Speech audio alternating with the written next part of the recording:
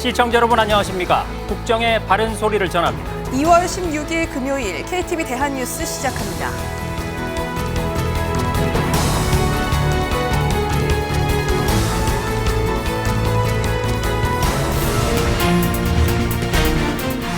과학 수도 대전에서 민생 토론회가 열렸습니다. 윤석열 대통령은 이공계 학생들이 학업과 연구에 매진할 수 있도록 매달 일정한 금액을 지원하는 연구생활 장학금을 도입합니다. 윤 대통령이 제2대덕 연구단지 조성에 속도를 내겠다며 대전을 첨단 도시로 키워가겠다고 밝혔습니다. 또 세계 우수 인력이 우리 연구기관으로 모일 수 있도록 정부 출연 연구기관 혁신도 박차를 가하겠다고 강조했습니다.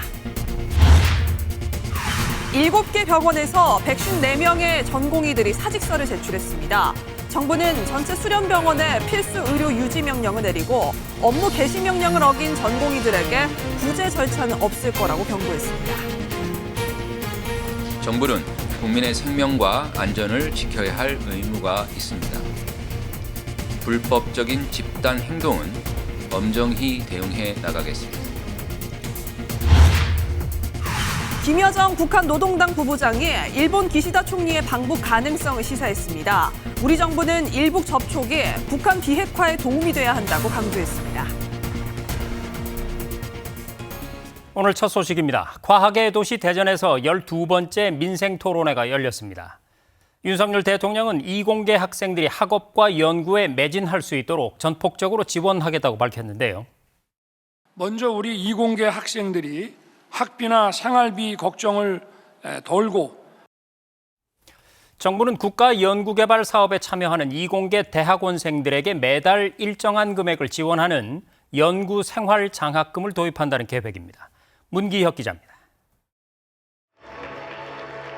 윤석열 대통령이 대통령 과학장학생과 국제과학올림피아드 수상자 등 미래 과학자들을 만났습니다.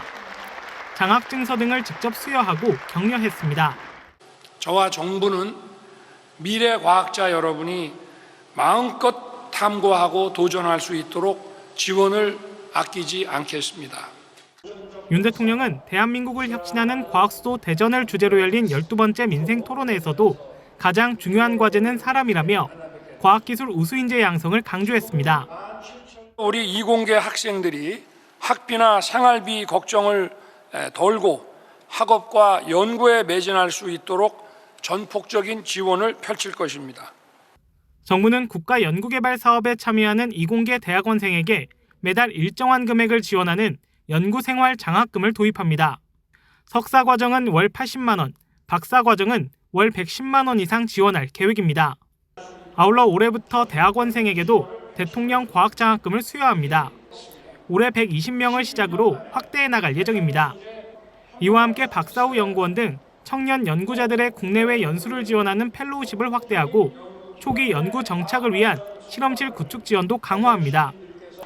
윤 대통령은 민생 토론회에 이어 카이스트 학위 수여식에도 참석해 미래 과학자들을 응원했습니다.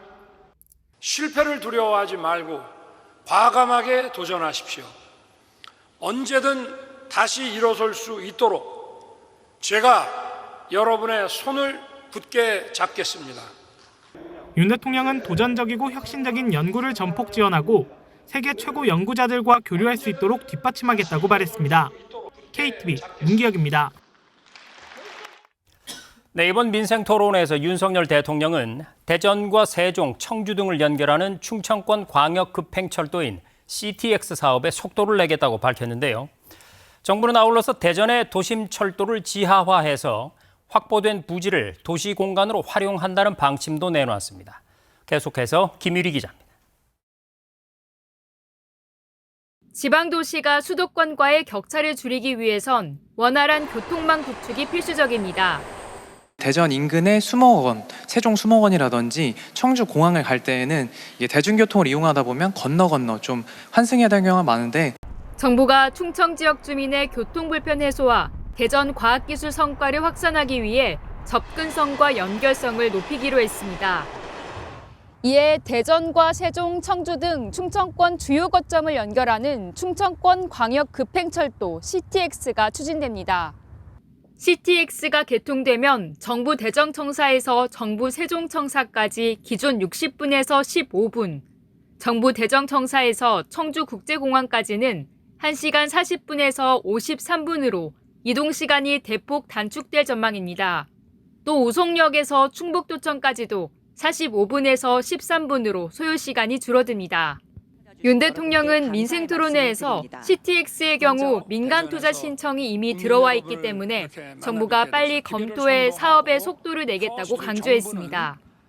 금년 4월 민자사업 적격성 조사에 착수하고 완료되는 대로 우선 협상 대상자를 선정하고 임기 내 사업을 조기 착수하겠습니다. 민자 협상 등이 순조롭게 진행될 경우 2028년 착공에 들어가 2034년 개통될 예정입니다. 대전 도심철도 지하화 사업도 추진됩니다. 철도 지하화를 통해 확보된 부지를 통해 도시 공간을 효율적으로 활용할 방침입니다.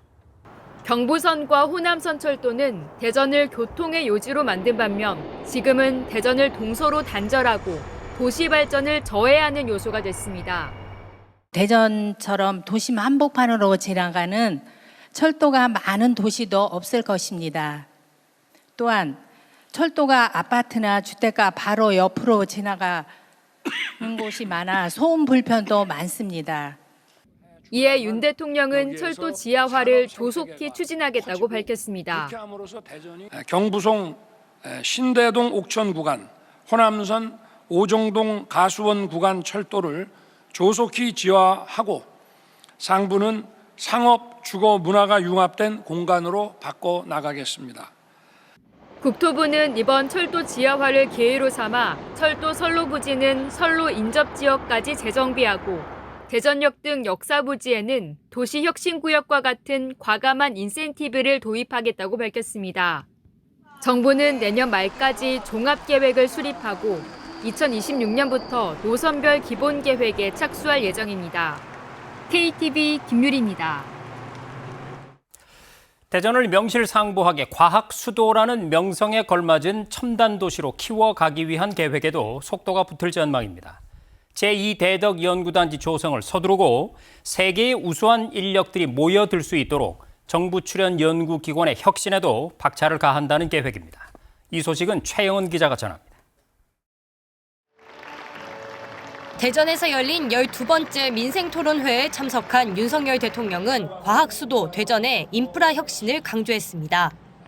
정부는 대전의 공간과 인프라를 혁신적으로 바꿔 나갈 것입니다. 과학수도 대전의 명성에 걸맞는 첨단 도시로 키워 나가겠습니다. 우리 과학이 한 단계 더 도약하기 위해선 대전을 리모델링해야 한다며 제2대덕 연구단지 조성에 속도를 내겠다고 말했습니다. 제2연구단지는 대통령 공약사항으로 정부는 오는 2026년 국가산업단지로 지정하고 이를 연구개발특구로 편입할 방침입니다.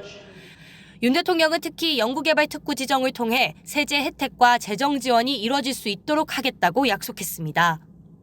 윤 대통령은 세계 우수 인력이 우리 연구기관으로 모일 수 있도록 정부 출연 연구기관에도 혁신이 필요하다고 밝혔습니다. 출연 연구기관 시스템 혁신에도 더욱 박차를 가할 것입니다. 윤 대통령은 16년 만에 대전 소재 16곳을 비롯해 26개 출연연이 최근 공공기관에서 해제된 점을 언급하며 이를 통해 정원과 총인건비 제한 등 각종 규제를 풀었다고 설명했습니다. 연구자들이 자유롭게 교류하며 협력할 수 있도록 기관 간 벽 허물기도 강조했습니다. 정부는 올해 1,000억 원 규모의 글로벌 탑 전략연구단 지원 사업을 통해 개방형 협력 체계를 마련한다는 계획입니다. 윤 대통령은 이와 관련해 우수한 연구자들을 유연하게 채용할 수 있는 운영 체계도 뒷받침돼야 한다고 덧붙였습니다. KTV 최영은입니다. 다음 소식입니다. 정부의 의대 증원 정책에 반발한 전공의들의 집단 사직서 제출이 가시화되고 있는 양상입니다.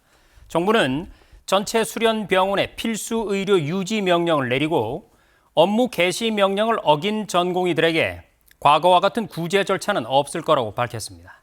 김경호 기자입니다. 7개 병원에서 154명의 전공의들이 사직서를 제출했습니다. 서울과 수도권, 지역의 상급 종합병원 등에 소속된 인턴과 레지던트들입니다. 빅5로 불리는 서울대, 세브란스, 삼성서울, 서울아산, 서울성모병원 소속 전공의들도 오는 19일까지 전원 사직서를 내겠다고 밝혔습니다. 정부는 전체 수련병원에 집단연가 사용 불허와 필수의료 유지 명령을 발령했습니다. 출근을 안 한 것으로 알려진 병원에 대해선 현장 점검을 실시합니다. 진료를 거부한 전공의에게는 개별적으로 업무 개시 명령을 내릴 방침입니다. 이를 위반한 경우에는 상응하는 법적 조치를 할 것입니다. 2020년과 같은 구제 절차는 없을 것입니다. 일부 의사의 과격한 발언에 대해선 의료 현장을 불안하게 하는 행위에 대해선 필요한 조치를 할 거라고 밝혔습니다. 앞서 의사협회 전국 집회에서 모든 의사가 면허를 취소하면 정책이 폐기될 거라는 발언이 나온 것으로 알려졌습니다. 법 테두리 내에서의 표현의 자유는 존중하되 집단 행동을 부추기는 일체의 행위에 대해서도 정부는 엄정히 대응하겠습니다. 40개 의과대학 학생들은 오는 20일 동시에 휴학계를 내겠다고 밝혔습니다. 정부는 의료계의 극단적인 방식이 아닌 대화를 통해 해결할 것을 거듭 촉구했습니다. KTV 김경호입니다.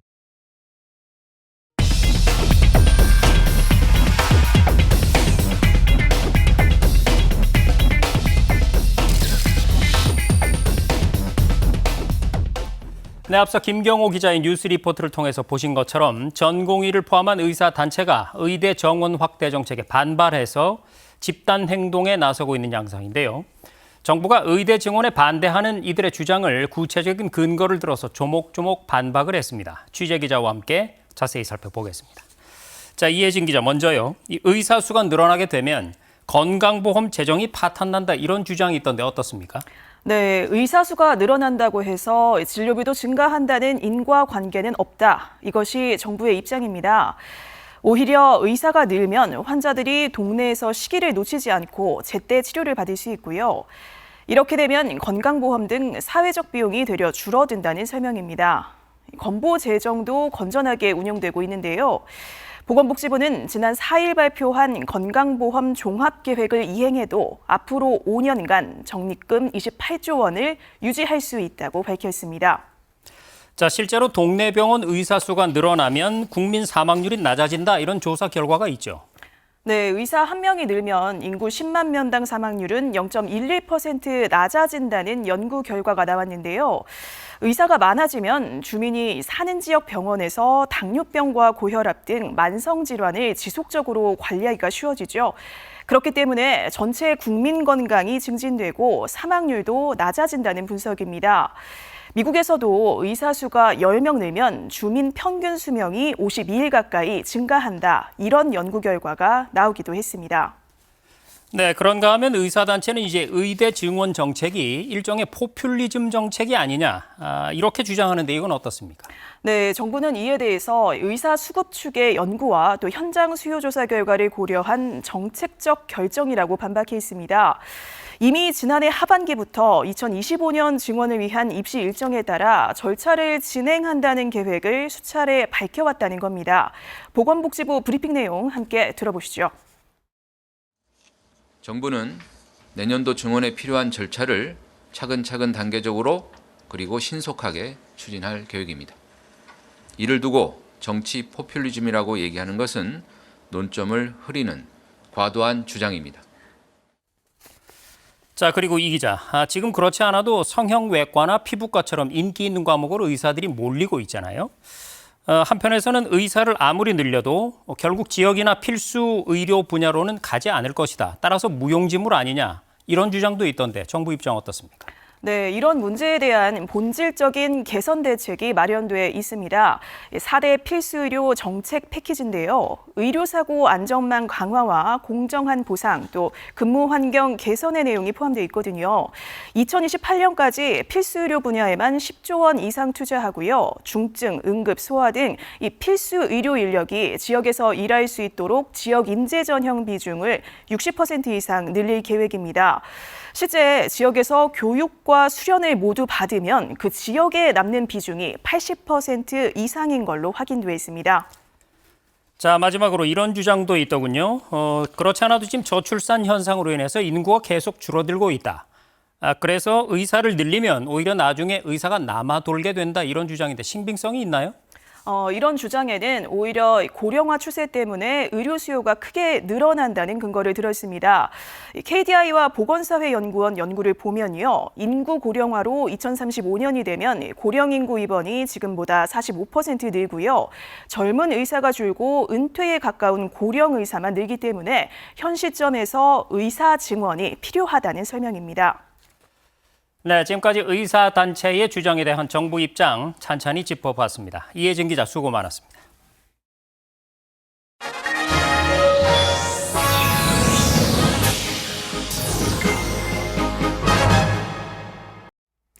지난달 취업자 수가 38만 명 늘면서 고용 상황이 호조세를 보이고 있습니다. 30만 명 이상 고용이 늘어난 건 석 달 만인데요. 정부는 상반기 일자리 사업을 차질 없이 추진하고 역동경제 구현을 위해 정책 속도를 높여나가겠다고 밝혔습니다. 신국진 기자입니다.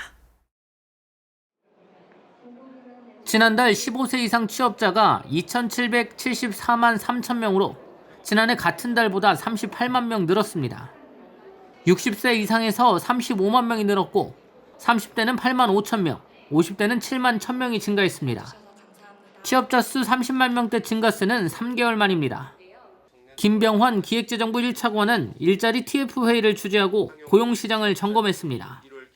김 차관은 1월 고용지표가 양호한 모습을 보이면서 올해 고용시장 여건도 안정적 흐름을 유지할 것이라고 전망했습니다. 특히 상용직 취업자 비중이 58.4%로 1월 기준 역대 최고치를 기록하는 등 고용의 질적 측면도 개선됐다고 평가하고 상반기 114만 명 채용을 목표로 하는 직접 일자리 사업을 차질 없이 추진하겠다고 설명했습니다. 김 차관은 그러면서 지정학적 불안과 건설 수주 부진 등의 우려가 있는 만큼 하방 리스크 요인을 면밀하게 점검하고 대응해 나가겠다고 덧붙였습니다. 고용 하방 리스크 요인도 면밀히 점검 대응해 나가겠습니다. 상반기 114만 명 채용을 목표로 하는 직접 일자리 사업을 차질 없이 추진하고 빈 일자리 해소 방안도 점검 보완하겠습니다. 취임 한 달여 만에 기자간담회를 진행한 최상목 경제부총리도 역동 경제와 속도를 강조했습니다. 최 부총리는 민생 토론회는 국민의 의견을 수렴해 정책을 개선하기 위한 것이고 역동 경제는 국민과 기업이 역동성을 발휘해 지속 가능한 성장을 이루기 위한 것이라고 설명했습니다. 그러면서 여성 경제활동 참가율을 높이고 사회적 이동성 향상과 중소기업 성장 사다리 구축 등을 통해 역동경제를 구현하겠다고 밝혔습니다. 역동경제를 구현하자 하는 것은 바로 우리 국민들과 기업들의 어떤 내재되어 있는 역동성을 제대로 발현될 수 있도록 우리 제도와 정책을 재설계하는 과정이다라고 저는 이제 여러분께 설명드리고 싶습니다. 한편 최 부총리는 유류세 인하 조치를 4월 말까지 연장하고 출산 지원책과 밸류업 확산을 위한 세제 지원책도 조속히 마련하겠다고 덧붙였습니다. KTV 신국준입니다. 인공지능 기술이 우리 일상 속으로 들어옴에 따라 개인정보 보호의 중요성도 갈수록 커지고 있는데요. 개인정보보호위원회가 인공지능 발전의 편익은 누리고 개인정보 침해 위험은 최소화하는 올해 정책 방향을 내놨습니다. 자세한 내용 김현지 기자가 전해드립니다. 최근 인공지능 기술은 급속도로 발전하고 있습니다. 학습 데이터가 인공지능 성능을 좌우하고 있고 이제 인공지능 기술력은 디지털 시대 국가 경쟁력의 핵심 요소 가운데 하나입니다. 하지만 인공지능 기술이 발전할수록 개인정보 침해 우려도 커지고 있습니다. 지난해 3월 챗GPT 유료 가입자의 이름과 이메일, 신용카드 번호 등이 유출됐는데 한국 이용자 687명도 포함됐던 거로 드러나기도 했습니다. 특히나 챗 GPT 같은 거에서 이제 자신의 정보를 쓰게 되면 그게 어떻게 사용되는지 아무도 모르니까 인공지능을 일에 활용하는 과정에서 걱정되는 부분도 있습니다. 아무래도 연구는 보안이 되게 중요하다 보니까 제가 검색한 기록을 따라서도 어떤 연구를 하고 있는지 이제 티가 나는 경우가 많은데 그게 결국은 주걸이 될 수도 있고 그게 결국은 불이익이 될 수도 있는 부분이 있어서 그런 부분에서는 조금 걱정이 되는 것 같긴 합니다. 개인정보보호위원회는 올해 개인정보가 안전한 인공지능 시대를 만들겠다는 계획입니다. 먼저 올해 12월까지 AI 단계별 6대 가이드라인을 마련하겠다고 밝혔습니다. 데이터 처리가 복잡한 인공지능 환경에서 개인정보보호법 적용 원칙과 기준을 구체화하겠습니다. 가이드라인에는 데이터 처리 공개 범위, SNS 게시글 등의 적법한 처리 기준 등이 담길 예정입니다. 마이데이터 서비스를 확산하기 위한 정책도 추진됩니다. 마이데이터란 개인이 자신의 정보를 관리하고 그 정보를 신용이나 자산 관리 등에 능동적으로 활용하는 과정입니다. 개인정보위는 다음 달부터 의료와 통신 등 국민 생활과 밀접한 분야 중심으로 마이데이터 선도 서비스를 발굴하고 지원하겠다는 계획입니다. 아동과 청소년의 디지털 이칠 권리 지원 사업 대상도 29세 이하로 확대됩니다. 인터넷상에서 유통되는 개인 사진이나 정보의 삭제를 요청할 수 있는 대상이 늘어나는 겁니다. 또 영상 정보의 합리적인 활용 기준을 담은 가칭 개인영상정보법 제정도 추진합니다. 영상 정보를 많이 활용하는 자율주행차와 로봇, 드론 등 신산업 분야에서 개인정보 생태계를 올바르게 조성하기 위해서입니다. 개인정보위는 AI 환경에 적합한 개인정보 활용 여건을 조성해 국민이 신뢰할 수 있는 AI 시대를 열겠다고 강조했습니다. KTV 김현지입니다. 김여정 북한 노동당 부부장이 기시다 후미오 일본 총리의 방북 가능성을 시사했는데요. 정부는 일본과 북한의 관계를 예의주시하는 가운데 일북 간의 접촉이 북한 비핵화에 도움이 돼야 한다는 점을 강조했습니다. 김민아 기자가 보도합니다. 어젯밤 김여정 북한 노동당 부부장이 개인 견해를 전제로 담화를 내고 일본이 이미 해결된 납치 문제를 양국 관계 전망에 장애물로 놓지 않는다면 두 나라가 가까워지지 못할 이유가 없을 것이라면서 일본 기시다 총리의 평양 방문 가능성을 내비쳤습니다. 앞서 지난 9일 일본 기시다 총리는 일북 정상회담 추진을 위해 구체적으로 여러 활동을 하고 있다고 밝혔는데 6일 후에 북한이 호응하는 메시지를 내놓은 겁니다. 최근 한국과 쿠바의 깜짝 수교에 대한 맞대응으로 북한이 일북 수교 카드를 꺼낸 것이라는 분석이 나오는 가운데 통일부는 이번 수교로 쿠바와 전통적으로 깊은 우호 관계를 맺어온 북한 입장에서는 상당한 충격을 받았을 거라고 말했습니다. 정부는 한미일 3국이 북한 문제에 대해 긴밀히 공조하고 있다는 입장입니다. 최근 일본과 북한 간 관계에 대해 면밀히 지켜보고 있으며 북한 문제에 대해서 한미일 간 긴밀하게 소통하고 있다는 말씀을 드립니다. 외교부도 일북 정상회담 실현 가능성 등에 대해 구체적인 답변을 삼가면서도 일북 접촉이 북한 비핵화와 한반도 평화, 안정에 도움이 되는 방향으로 이뤄져야 한다고 강조했습니다. 다만 실제 일북 회담이 열릴지는 미지수입니다. 납북자 문제 해결은 일본 정부의 수건 사업이기 때문입니다. 하야시 요시마사 일본 관방장관은 납치 문제가 이미 해결됐다는 주장은 전혀 받아들일 수 없다고 반박했습니다. 일본 정부는 1970년대에서 80년대 자국민 17명이 북한으로 납치돼 현재 12명이 북한에 남아있다고 추정하고 있습니다. KTV 김민아입니다. 해병대는 용맹한 만큼이나 전천후 작전 수행 능력으로 인정받는 부대인데요. 지금 한미 두 나라 해병대가 눈 쌓인 지형에서 적을 격퇴하는 설안지 훈련이 한창입니다. 혹한의 날씨 속에 한미 군장병이 연합 작전 수행 능력을 기르는 현장을 박지선 기자가 전해드립니다. 영하의 날씨에도 한미 해병대 장병들이 구호를 열창하며 훈련에 임합니다. 맨몸으로 체력 단련에 나서고 각종 전술도 익힙니다. 눈 쌓인 산악 지형을 극복하기 위한 스키 활강법 등 설상 기동 훈련도 진행됩니다. 한미 해병대가 오는 20일까지 강원도 평창에서 설안지 훈련을 실시합니다. 미국 해병대의 국내 전지훈련 방식으로 진행된 이번 훈련에는 미 해병대 2사단 4연대 40여 명과 한국 해병대 수색부대 70여 명이 참가했습니다. 23개 전술 과제를 숙달하는 것을 목표로 동계 주특기 훈련에서는 팀 단위로 나눠 은거지 구축과 설상 위장 등 생존 훈련이 진행됐습니다. 동계 훈련인 만큼 설상 기동 훈련에서는 알파인 등 각종 설상 장비를 착용하고 혹한 속에서 전술 훈련이 이루어졌습니다. 다양한 돌발 상황을 미군과 함께 힘을 합쳐 극복하면서 연합작전 수행 능력의 중요성을 절감했습니다.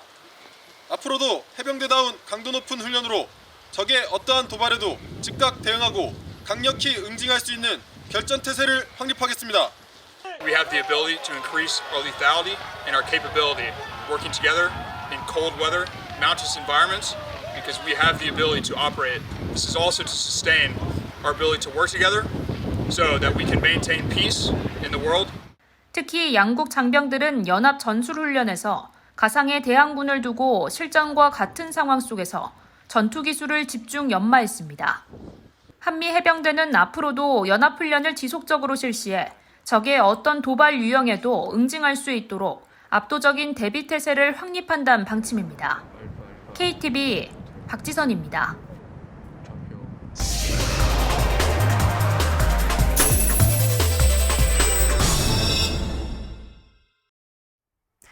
(119) 구급대원들은 1년에 몇 번이나 출동할까요? 지난해 출동 상황을 살펴봤더니 24초에 한 번꼴로 출동한 것으로 나타났습니다. 소방당국은 구급 상황 발생 때 정확한 초기 신고가 무엇보다 중요하다고 당부했습니다. 윤현석 기자의 보도입니다.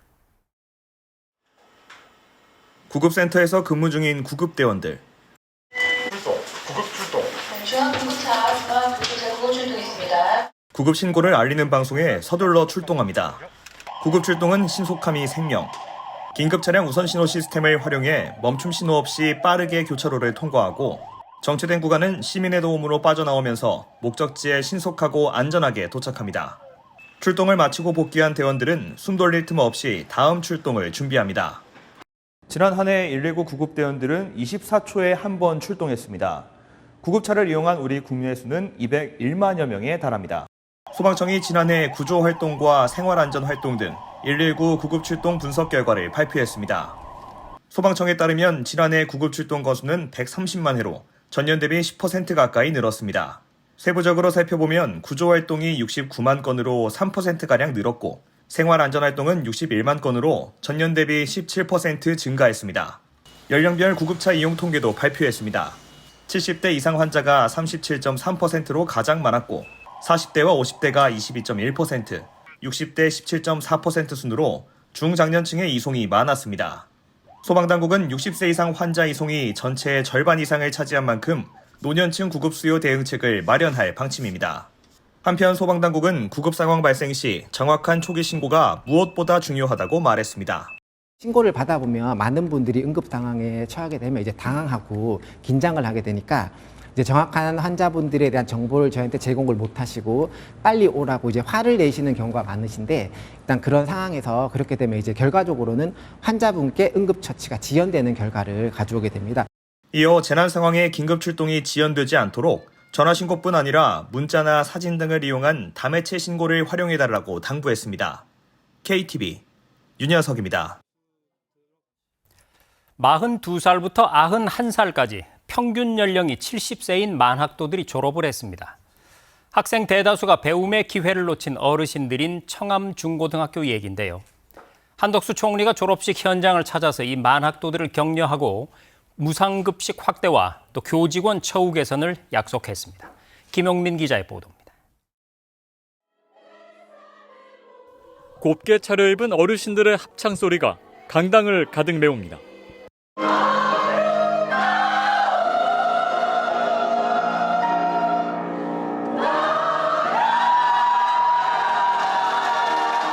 학력인정 평생교육기관 청암중고등학교에서 열린 졸업식 현장. 한덕수 국무총리가 이날 행사에 참석해 학생들을 격려했습니다.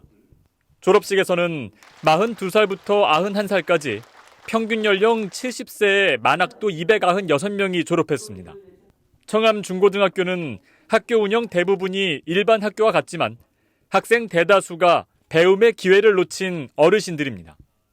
우리 학교 청암 학생들은 돈이 없어서 학교를 못 갔지 머리가 나빠서 학교를 못 갔다.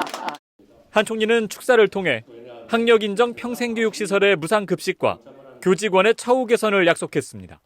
정부는 이르면 내년부터 청암중고등학교와 같은 학력인정 평생교육기관에 대해 일반 초등학교와 마찬가지로 무상급식을 확대하고 교직원의 처우와 학교 운영비도 현실화하겠습니다. 지난해 7월 기준 전국의 학력인정 평생교육기관 재학생 18,709명 가운데 무상급식 혜택을 받는 학생들은 3,500명입니다. 교직원의 보수 역시 일반 학교보다 낮아 개선해야 한다는 목소리가 있었습니다. 한 총리는 컴퓨터실 등 학교 시설을 둘러본 이후 선생님들과 관계자 여러분들께 감사하다며 대한민국 정부가 여러분의 여정을 응원하겠다고 말했습니다. 이날 졸업식에는 경북 칠곡군 할매 래퍼 순이와 칠공주 멤버들이 졸업을 축하하기 위해 직접 제작한 뮤직비디오도 상영돼 큰 호응을 얻었습니다. KTV 김용민입니다. 우리나라에선 처음으로 열리는 세계 탁구 선수권 대회가 부산에서 막을 올렸습니다. 오늘부터 열흘간의 열전이 이어지는 가운데 파리올림픽 출전권 16개가 걸려있는 올림픽 전초전이라서 더욱 큰 관심을 모으고 있습니다. 보도에 김찬규 기자입니다. 탁구 종목 세계 최고 권위 대회 BNK 부산은행 2024 부산 세계 탁구 선수권 대회가 오늘 막을 올렸습니다. 이 대회가 우리나라에서 열리는 건 이번이 처음입니다. 이번 대회에서는 남녀 각각 40개 나라 2천여 명의 선수가 참가하는 단체전이 펼쳐집니다. 남녀 상위팀에 각각 8장씩 올해 파리올림픽 단체전 출전권이 걸린 이번 대회는 올림픽 전초전으로 불립니다. 이번 대회 가장 주목을 받는 선수는 단연 삐아기 신유빈입니다. 항저우 아시안게임 여자 복식에서 21년 만에 금메달을 딴 신유빈, 전지희 등 우리 대표팀 성적에 관심이 모입니다. 여자 대표팀은 푸에르토리코와 이탈리아, 말레이시아, 쿠바와 같은 조에 편성됐습니다. 세계 랭킹 3위인 남자 대표팀은 인도와 폴란드, 칠레, 뉴질랜드와 16강을 놓고 경쟁합니다. 조 1위는 16강에 직행하고 2, 3위전 승자팀이 16강 토너먼트에 합류합니다. 남자 대표팀은 폴란드를 상대로 첫 승을 거뒀습니다. 남녀 모두 16강 진출까지 무난하다는 평가입니다. 우승을 위해서는 남녀 대표팀 모두 절대 강자 중국을 넘어서야 합니다. 중국 남자팀은 11연속, 여자팀은 6연속 우승을 노리고 있습니다. 한편 개회식은 내일 오후 4시 꿈을 담아 부산으로를 주제로 백스코 제1경기장에서 열립니다. 개회식에서는 취타대 행진을 비롯한 우리나라 전통문화 공연과 탁구를 형상화한 레이저 퍼포먼스 등이 펼쳐집니다. 세계 탁구 선수권 대회는 오는 25일까지 열흘간의 일정으로 진행됩니다. KTV 김찬규입니다. 조태열 외교부 장관이 오는 21일과 22일 브라질 리우데자네이루에서 열리는 주요 20개국 외교장관 회의에 참석합니다. 조 장관은 이번 회의에서 21개 나라 외교장관과 함께 글로벌 거버넌스 개혁 등을 논의하고 별도의 양자회담도 할 예정입니다. 외교부는 조 장관이 이번 회의 참석을 계기로 각국 외교장관들과 친분을 돈독히 하는 좋은 기회가 될 것으로 기대했습니다.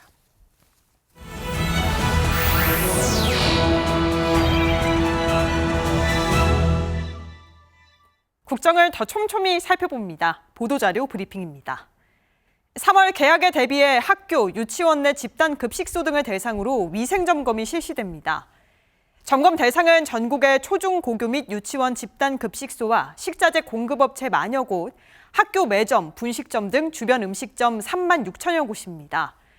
식약처는 소비기한 경과제품 사용 여부나 조리시설 위생관리, 정서 저해식품 판매 여부 등을 중점적으로 살필 예정인데요. 급식용 조리도구 등의 오염 상태를 확인하고 노로바이러스 식중독 예방, 관리에 대한 교육도 실시할 계획입니다. 지난해 식중독 발생 원인 1위를 차지한 노로바이러스, 겨울철 집단 식중독을 일으킬 수 있어 꼼꼼한 점검이 필요한데요. 식약처가 범정부 식중독 대책 협의회를 개최하고 노로바이러스, 살모넬라균을 집중 관리하기 위한 부처별 방안을 공유했습니다.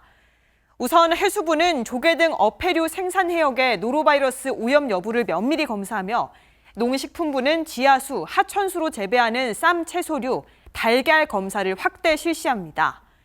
또 관계부처와 지자체는 한라인을 구축해 긴밀한 협력 체계를 유지하고 대규모 식중독 차단을 위한 합동 모의 훈련 등 대응 체계를 구축해 나갈 계획입니다.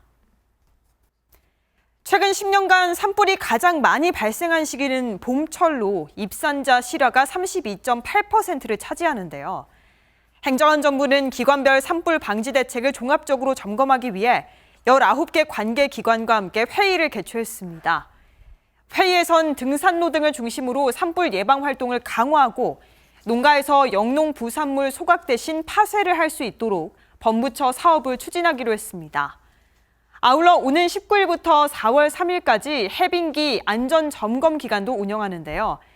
봄철 지표면이 녹으면서 붕괴나 낙석 같은 안전사고가 발생할 수 있기 때문에 관계기관이 도로나 공사 현장을 세심하게 점검할 계획입니다. 행안부는 안전신문고를 통해 해빙기 집중 신고 기간도 운영한다며 주변의 위험 요소를 발견하면 즉시 신고해달라고 당부했습니다. 다리 부종 관리나 몸매 보정을 위해 착용하는 압박 스타킹. 소비자원이 압박 스타킹 13개 제품을 조사한 결과 제품 간 내구성이나 가격 등의 차이가 있었습니다. 제품별 스타킹 길이는 1.3배, 두께는 1.9배, 무게는 3.4배가량 차이가 있었고 제품 가격도 미즈라인 제품 1,800원, 비너스 제품 35,000원으로 최대 20배 차이가 났는데요. 특히 13개 제품 중 노멀라이프 브랜드 제품에서는 알러지성 염료가 안전 기준치 이상 검출돼 자발적인 리콜 조치가 이루어질 예정입니다. 소비자원은 마른파이브, 미즈라인 등 일부 브랜드 제품은 물이나 마찰에 의해 색이 묻어나올 수 있을 정도로 결례도가 낮았다며 품질 비교 결과를 확인하고 합리적으로 압박 스타킹을 구입하라고 조언했습니다. 압박 스타킹 등 기능성 의류의 품질, 안전성에 대한 정보는 소비자24 누리집을 통해 확인하실 수 있습니다. 지금까지 보도자료 브리핑이었습니다.